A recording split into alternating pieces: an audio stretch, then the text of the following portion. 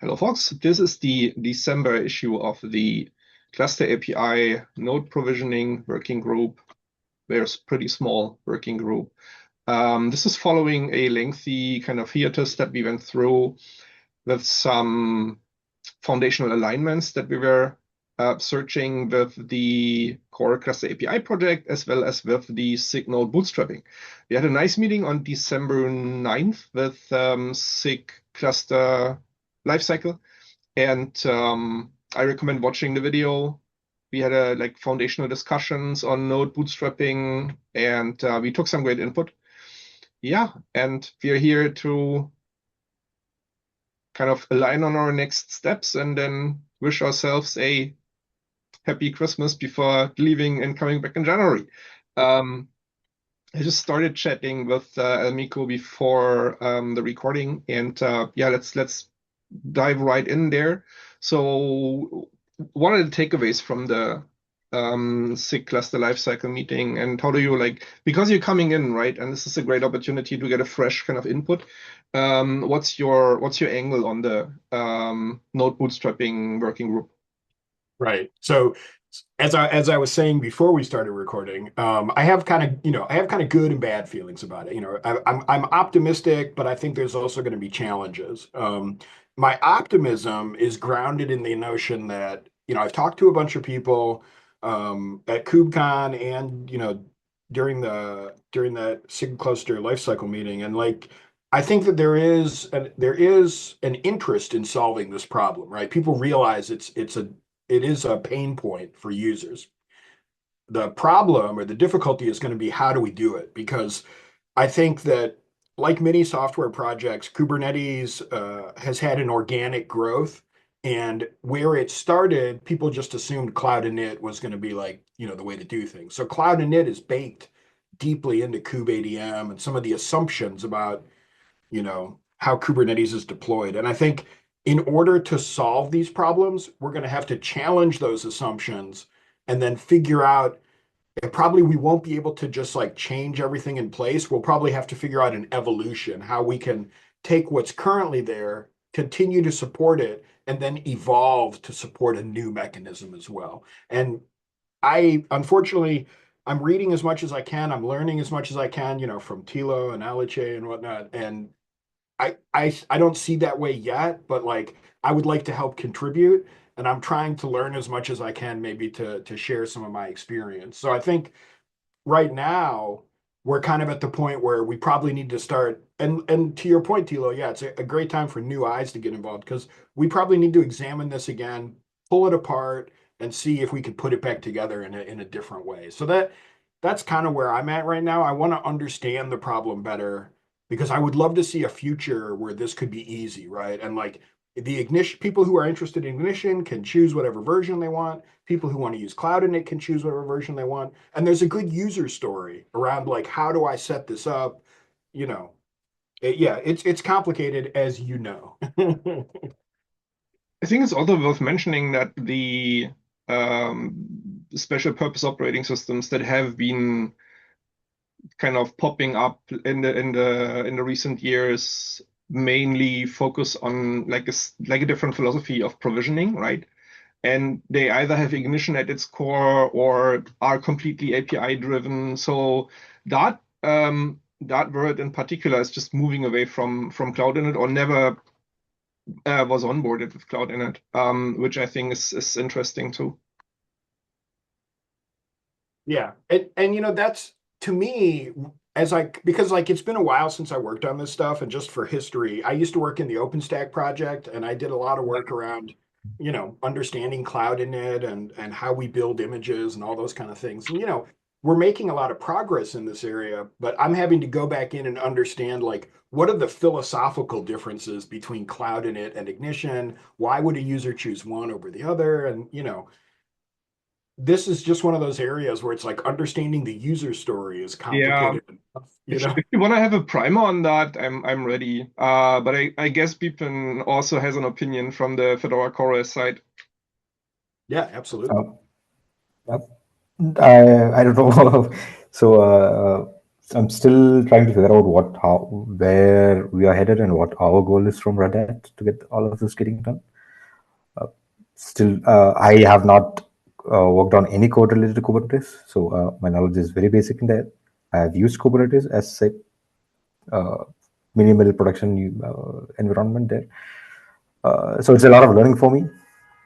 I might take a little time to get whatever work done. So I have not actively started working on looking at any of the code, or like I said before, I am yet to go through a lot of videos from the previous meetings and cluster API meetings.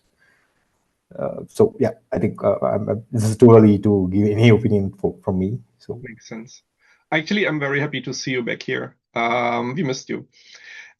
Just to give us a better idea on how we can best support you in ramping up, what's your background? Like, what do you bring that we can build on? I not much apart from the Kubernetes knowledge. As a user, I've been an administrator for a couple of few Kubernetes clusters. Mhm. That's basically K3s clusters. I would say it's not the entire the full-fledged ones.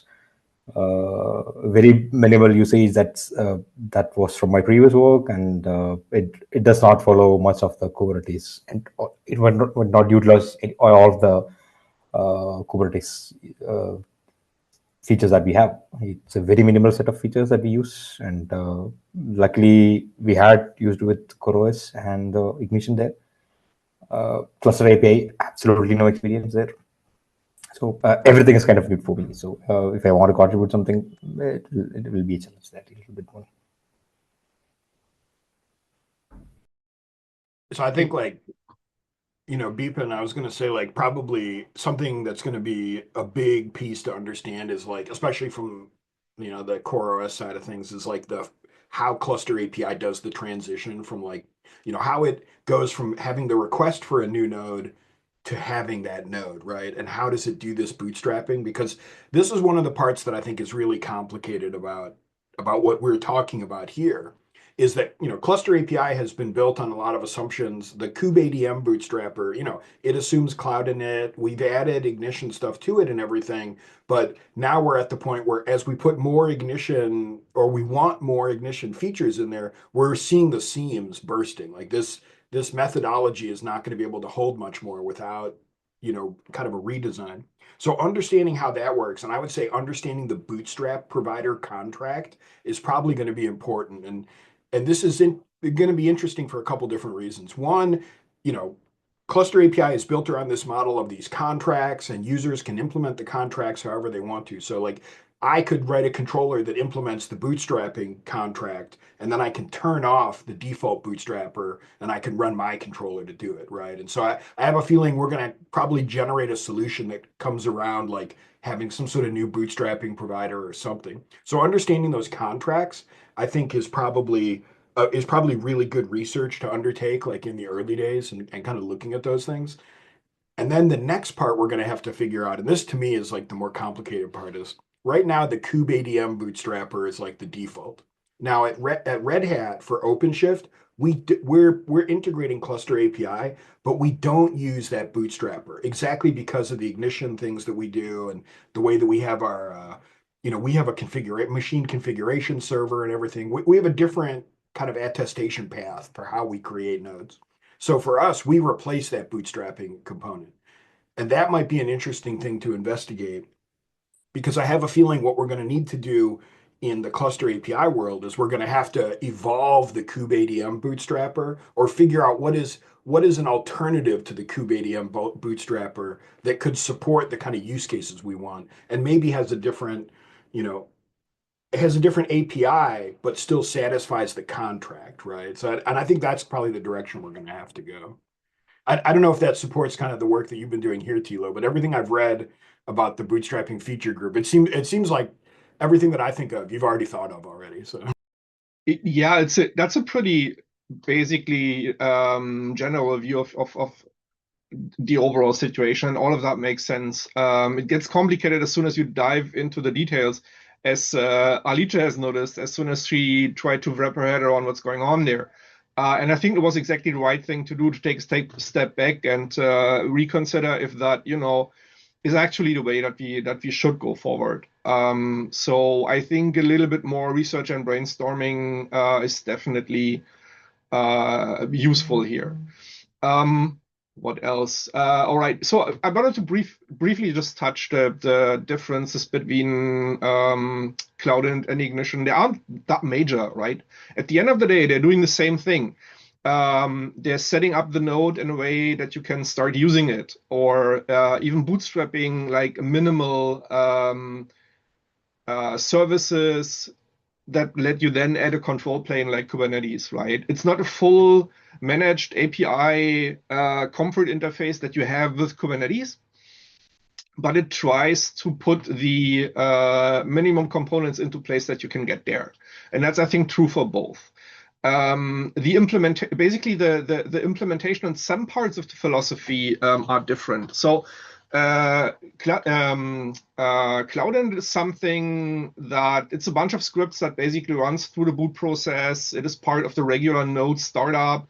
It could be just one more service, like a web service or whatever you run. And this is kind of the philosophy that Cloud Init follows. It is very full-featured. Like you can do a million things with Cloud Init. And they run relatively, compared to Ignition, they run relatively late in the boot process.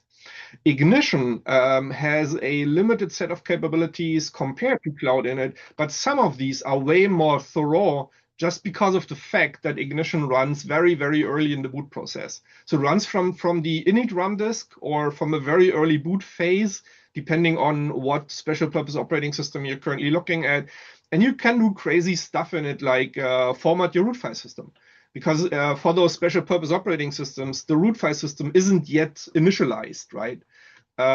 Usually Ignition and other helper services like systemd temp files take care to kind of render the root file system on very first boot.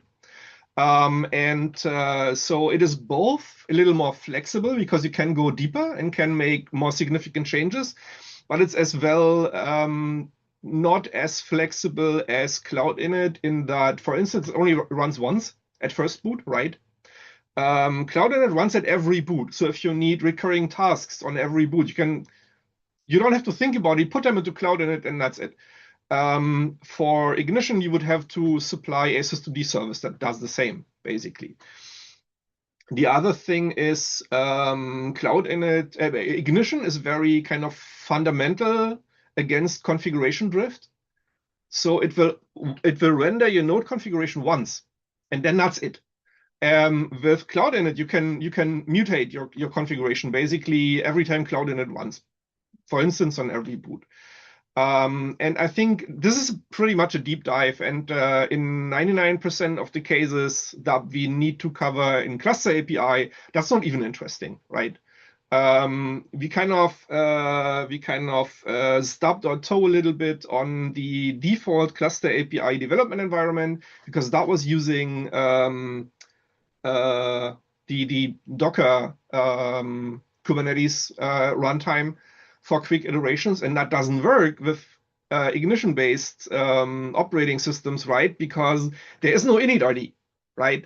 And so that's why we contributed to KubeVirt, and we brought KubeVirt as one of the first-party supported development environments to ClusterAPI, which again set us back in time a little bit. That was beginning of the year, actually, where we, and there might be other baked-in assumptions. One request that we regularly get is, why don't you implement run command in Ignition?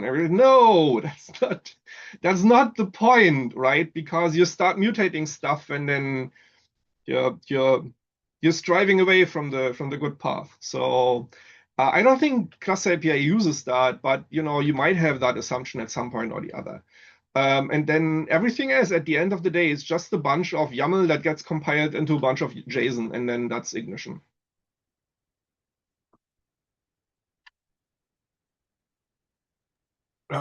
With respect to like Cloud Init mutations, is that something where like if I were gonna, once I boot the node once with Cloud Init, is the Cloud Init configuration on the node now? Or if I rebooted it, could I pass something new in the user data or something, and that would cause Cloud Init Depend depends on the environment you're using it in, right? okay. There are cloud providers that allow you to mutate the user data that you provisioned originally. So when you reboot and then in the reboot process, Cloud Init would go again and fetch the user data from the VIA server. Then you can make modifications on the node. Yeah. And I mean, I guess like with Ignition, I could do something like I could change the user data between boots or something if I wanted to. So I could give it a different Ignition configuration if It I wouldn't wanted. care. Actually, Ignition only runs on first boot.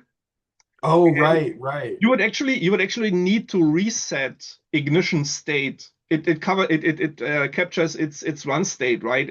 I right, have run. There's some like flag file on the file system, so it knows that it doesn't need to reprovision and to right. re-render everything. Because we are very user centric, we actually have an option in Flatcar where you can either partially or fully reset a node, so the whole config is rendered again. But again, that is because there are real life use cases where you need to do that, and users need it. It's not the recommended way of doing things, and usually I think that's what Fedora CoreOS does, and does rightly so. We just refuse to have Ignition run again ever. Gotcha. Okay, that makes sense. Um, and thank you. That's a good like brief explanation of like why these things are different or whatnot. Um, yeah, I don't have any other questions. I don't know, Bipin, did you have any questions? Nope. I think uh, I am losing a lot of context now. So I mean, so far it's good. Anything more than with the Plus API, uh, I don't have much to ask now. So maybe I'll watch the video recordings and then maybe next meeting we'll pick it up. Cool. So I think like I know one of the big tasks we're going to have to do, and Tilo, you were kind of alluding to this earlier, and I know LHA has seen it firsthand, is that right now all like this bootstrapping code is kind of like it's cross-populated throughout a lot of the cluster API code. So like the kubeadm like bootstrapper has all sorts of calls to the the kube control plane controller and some of the other controllers inside of cluster API. And I think one of the first things we're going to have to do is really figure out, can that code be refactored in a way to where we can remove the interdependencies, or we could start to build meaningful interfaces or something so that we could extract the code that's tied together. And I think if we can do that, even if we could do it in small pieces, then when we get to the next part where we talk about designing a new, bootstrap provider or whatever, we'll have less concerns about the code being interconnected. Because I know one of the big concerns right now is that if we were to write an Ignition bootstrapper, it would basically be copying a lot of code from the current bootstrap controller, and we would just have to maintain like a copy of it, right? So the question is, can we make that first step where we abstract out the common parts so that they could be reused by both of them? And this is one of those areas where I haven't looked at the code enough to understand it. I've only just started, reading it. But I think that's probably in the new year, that's probably one of the first big things that I'm going to look at, is just figuring out, like, can I understand a way to pull these things apart? And then maybe we can all talk about it as a group, or maybe other people have ideas about how to pull it apart and everything. I think that is the big question. That is what Alicia was struggling with when taking a step back and looking for broader input. We might be facing some foundational element in core cluster API that doesn't let us do that. I'm not even sure, because I'm not too familiar with cluster API code, how the respective cloud vendor backends differ from each other. There's of course integration of the specific Go libraries for that cloud vendor so they can talk to the API. But apart from that, I don't know how much code needs to be duplicated just because, just to fit in. And the same is true for Bootstrap providers. I know that kubeadm isn't the only one. There's a K0s Bootstrap provider, I think. I have no idea how much duplicate code exists in both and whether that's just something that we need to accept, or we come up with a more elegant solution down the road where node bootstrapping is actually using a different kind of abstraction that we can plug into any bootstrap provider. I'm mostly ignorant there. I mean, I like the way you're thinking about it though, right? Because that's kind of the way I think about it too. And I think like if we can understand the bootstrapper contract at a deep enough level, we should be able to say, okay, it doesn't have to be related to the current controllers we have at all. Like you could have a completely new controller that could satisfy the bootstrap contract.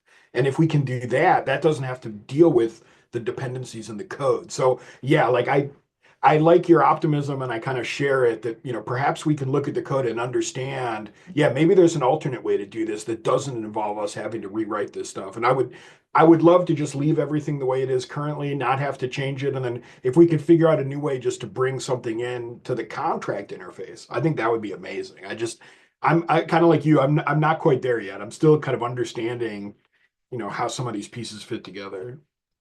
I think it boils down ultimately at the level of interweave that we have between we are looking at kubeadm right now, so that's a good example between kubeadm and the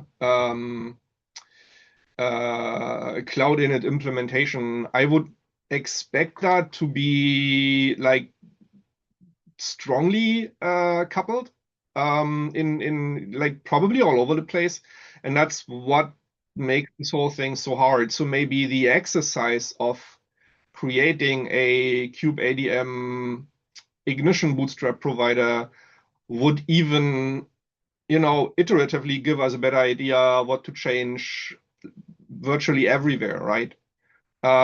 So as an implementation step, that doesn't seem unreasonable.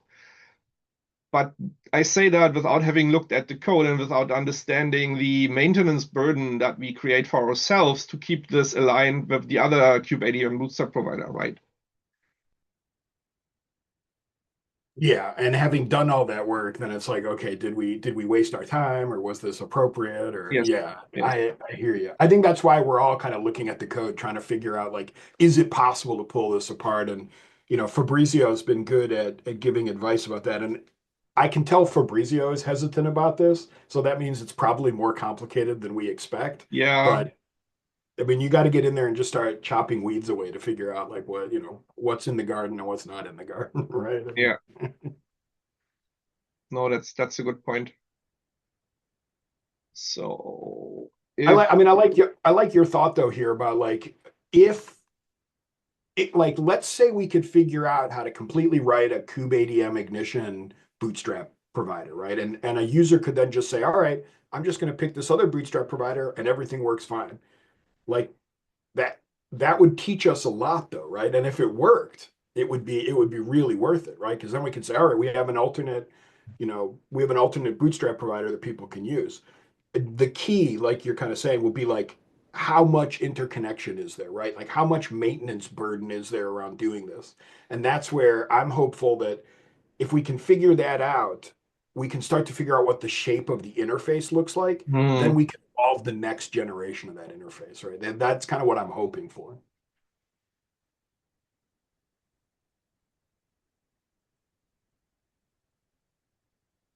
if you like, I can give you a brief walkthrough through the two repos that this is gravitating around. The code is pretty outdated. I think it's seen the last change in July or September because that's when resources on my end were reassigned and doing something else now. But I think it's a nice place to start. And I would like to propose these as kind of the areas of collaboration. But if we want to move them elsewhere, that's fine as well. Like by no means insisting on anything. Yeah, please, would love to have a Okay, walkthrough. let's go. You should see the meeting minutes, and so from the meeting minutes we have the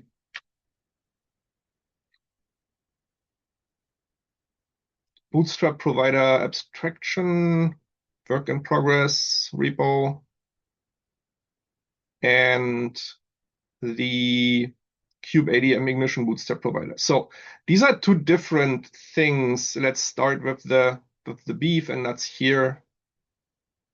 This is a fork of the original kubeadm bootstrap provider, and Johanan was basically hacking,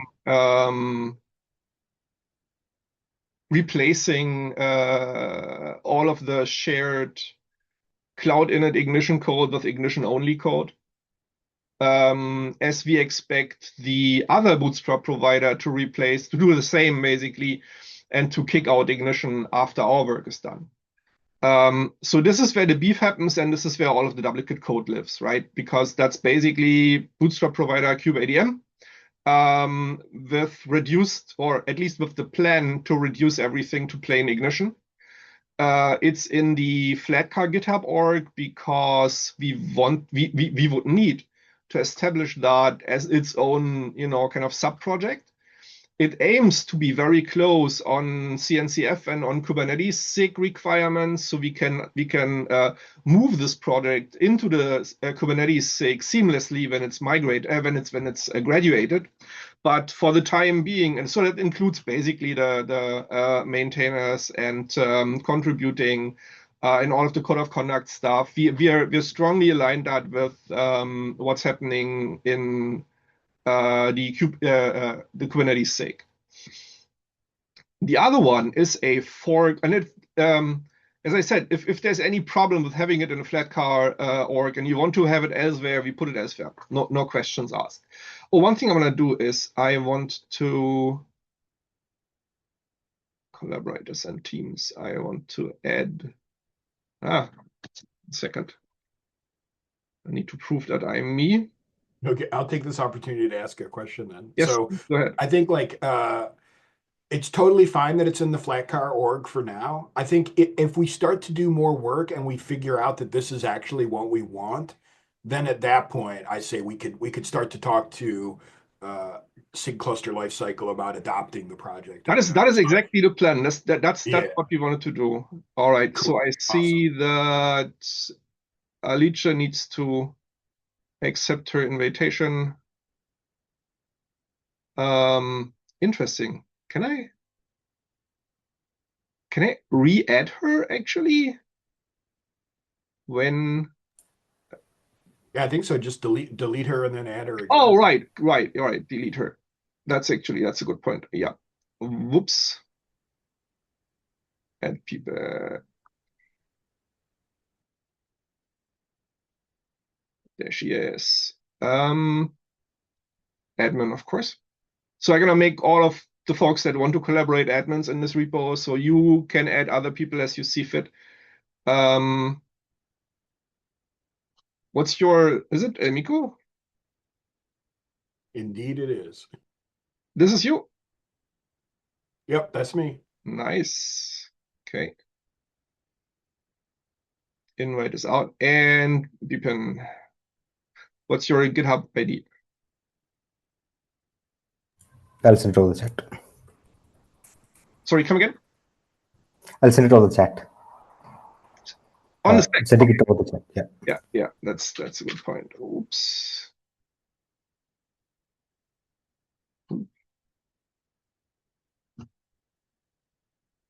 All right, gonna wait for that. I haven't received it yet. Take your time. The other repo, notably in a different org called Flatcar Hub, the other repo is a fork of Core ClusterAPI. And this is where the Bootstrap provider abstraction work needs to land, right? So Core ClusterAPI needs to be taught that there is that it should use the provider pattern for Bootstrap providers, and we will likely need changes here to support selecting a Bootstrap provider. The reason it's in Flatcar Hub and not in the Flatcar GitHub org is we put all of our friendly forks in Flatcar Hub that we want to contribute to as a project, right? So it's a separate organization, and there's things in here like, let's see, what do we have? We have Afterburn in here because we collaborate with upstream Afterburn a lot, and a number of other things. And it just makes sense to put basically all of these in a different org to make to kind of symbolize this is what we're planning to entirely and fully upstream, right? So that's why this is there. Okay, and again, let me add you folks.